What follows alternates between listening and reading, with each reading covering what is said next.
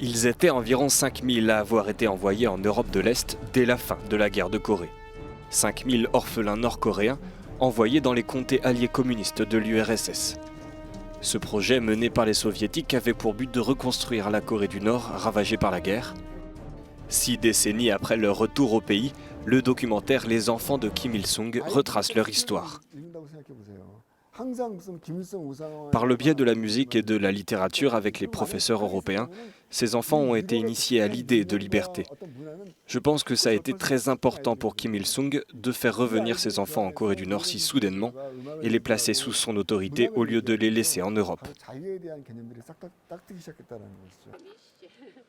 Pour cette ancienne enseignante, dans la petite ville de Włóczęgi, à l'ouest de la Pologne, impossible d'oublier ces quelques années passées aux côtés des orphelins.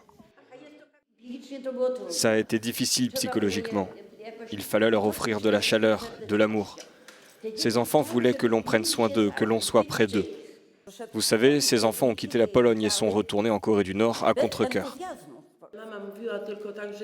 Ma mère m'a dit que dans leurs lettres, ils disaient qu'ils voulaient revenir en Pologne et que ce qu'ils avaient ici leur manquait. L'une d'entre elles a écrit que retourner en Corée du Nord était comme abandonner le paradis. Nord-Coréens comme Européens ont tenté de nombreuses fois de se revoir, mais le leader de l'époque, Kim Il-sung, a fait la sourde oreille aux appels répétés pour permettre les retrouvailles. Le documentaire Les enfants de Kim Il-sung sera projeté dans les salles de cinéma locales le 25 juin, date du 70e anniversaire du déclenchement de la guerre de Corée.